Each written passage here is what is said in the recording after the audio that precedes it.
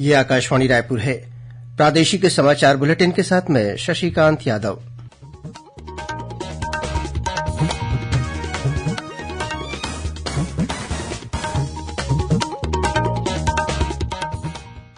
और अब पेश है आज के मुख्य समाचार। प्रदेश में लोकसभा चुनाव के पहले चरण के तहत बस्तर संसदीय क्षेत्र में छिटपुट घटनाओं को छोड़कर मतदान शांतिपूर्ण तरीके से संपन्न हुआ। 63% से ज्यादा मतदान होने की खबर। बीजापुर जिले में यूबीसीएल में विस्फोट होने से सीआरपीएफ के एक जवान की मौत। चिहिका क्षेत्र में हुए आईईडी विस्फोट में एक जवान घायल। प्रदेश में लोकसभा चुनाव के तीसरे चरण के तहत नामांकन दाखिल करने के अंतिम दिन तक 209 उम्मीदवारों ने भरा नामांकन। कल होगी नामांकन पत्रों की जांच। और प्रदेश में लोकसभा चुनाव के दूसरे और तीसरे चरण के लिए चुनाव प्रचार ने जोर पकड़ा।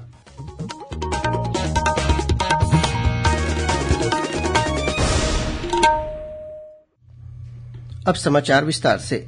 प्रदेश में लोकसभा चुनाव के पहले चरण के तहत बस्तर संसदीय क्षेत्र में आज छिटपुट घटनाओं को छोड़कर मतदान शांतिपूर्ण तरीके से संपन्न हुआ।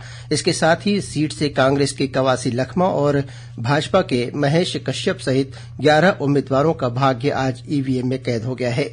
समाचार लिखे जाने तक मिली जानकारी के अनुसार बस्तर क्षेत्र में 63% से अधिक मतदान दर्ज किया गया। यह अनंतिम आंकड़े हैं। अंतिम आंकड़े अभी आना बाकी है।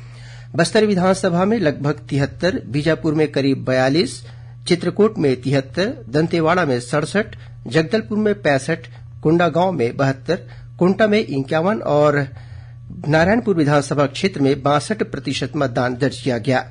बस्तर संसदीय क्षेत्र में इस बार 1961 मतदान केंद्र बनाए गए थे। इनमें से 61 को संवेदनशील और 196 मतदान केंद्रों को अति संवेदनशील घोषित किया गया था। बस्तर लोकसभा क्षेत्र के 811 मतदान केंद्रों पर वेबकास्टिंग की सुविधा उपलब्ध कराई गई थी। मुख्य निर्वाचन पदाधिकारी कार्यालय में स्थापित कंट्रोल एंड कमांड सेंटर से बस्तर में आज हुए मतदान प्रक्रिया पर नजर रखी गई। बस्तर संसदीय क्षेत्र के कोंडागांव, नारायणपुर, चित्रकूट, दंतेवाड़ा, बीजापुर और कोंटा विधानसभा क्षेत्रों में सुबह 7 बजे से दोपहर 3 बजे तक मतदान हुआ।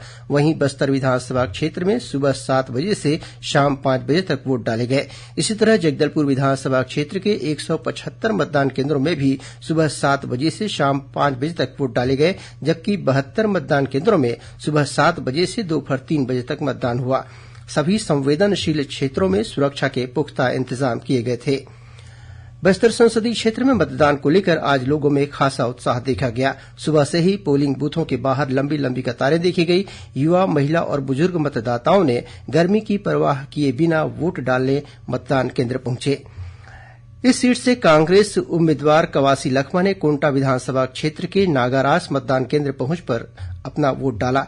वहीं भाजपा प्रत्याशी महेश कश्यप ने जगदलपुर विधानसभा क्षेत्र के कलचा गांव में मतदान किया। इसके अलावा प्रदेश भाजपा अध्यक्ष किरण सिंहदेव ने जगदलपुर के शांतिनगर वार्ड में और कांग्रेस के प्रदेश अध्यक्ष दीपक बैज ने कोंटा विधानसभा क्षेत्र में वोट डाला। इसी तरह कोंडागांव से भाजपा विधायक लता उसेंडी, कांग्रेस के पूर्व विधायक मोहन मरकाम और जिला कलेक्टर कुणाल दुदावत ने अपने मताधिकार का प्रयोग किया।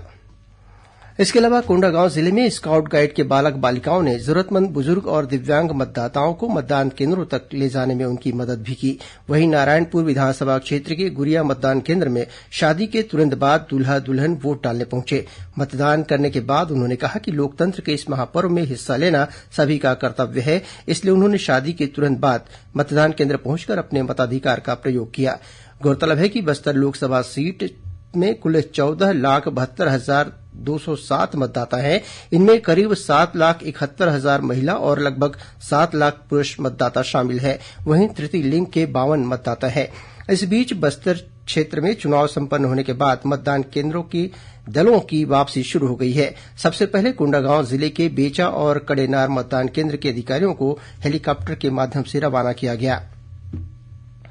श्रोताओं, बस्तर लोकसभा क्षेत्र में आज हुए मतदान पर प्रादेशिक समाचार एकांश द्वारा एक विशेष कार्यक्रम प्रसारित किया जाएगा।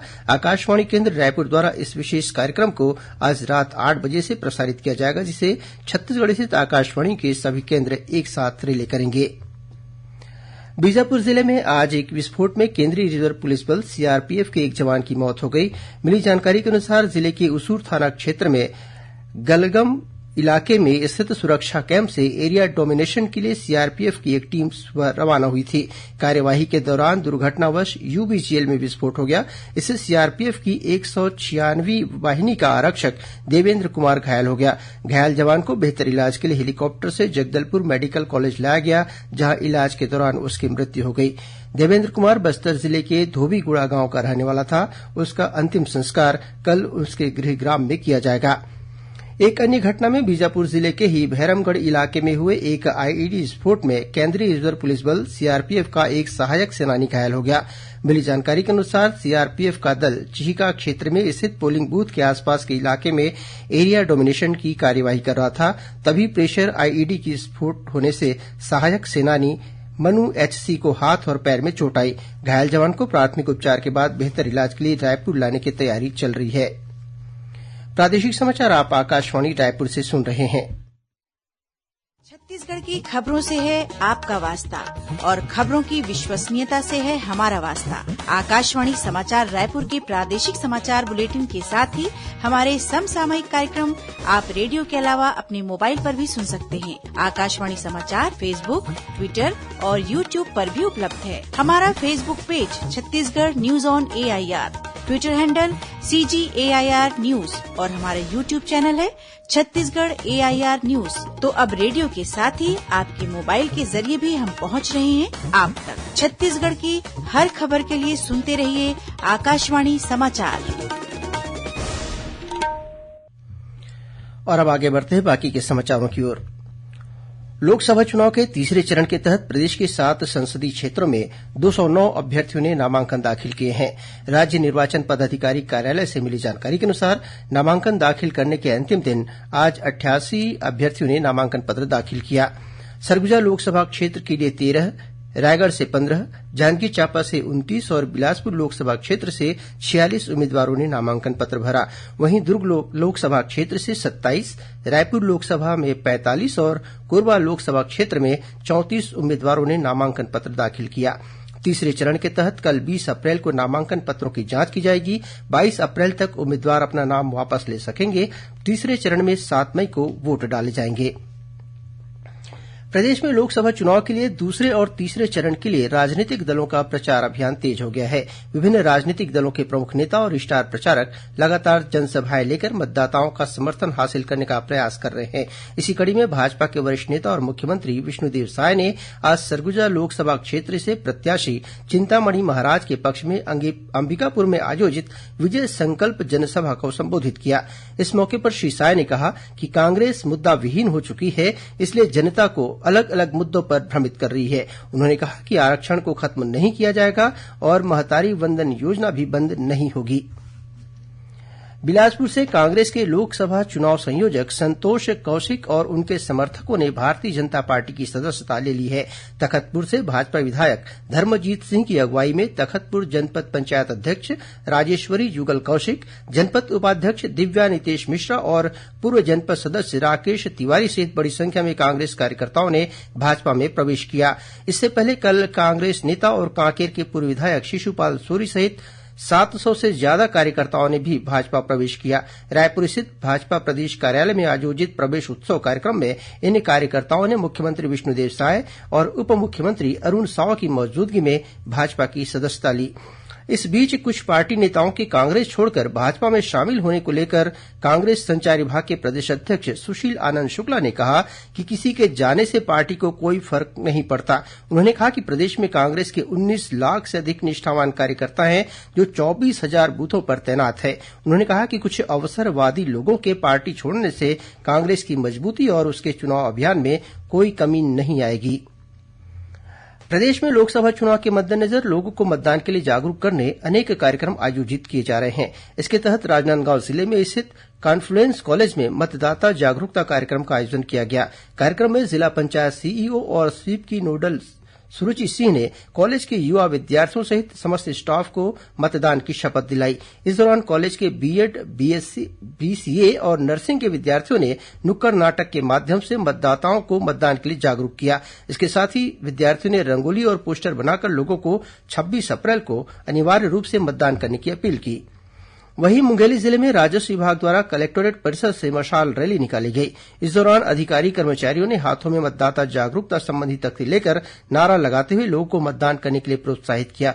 यह रैली ग्राम करही के हाई स्कूल मैदान में समाप्त हुई। इस दौरान रंगोली बनाकर और दीप जलाकर 100% मतदान मुंगेली जिले का अभिमान का संदेश दिया गया।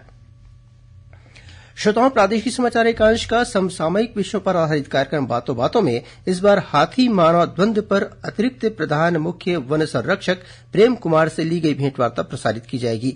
यह कार्यक्रम आकाशवाणी केन्द्र रायपुर से कल 20 अप्रैल को सुबह 10:30 बजे से प्रसारित होगा। इसे छत्तीसगढ़ स्थित आकाशवाणी के सभी केन्द्र रिले करेंगे।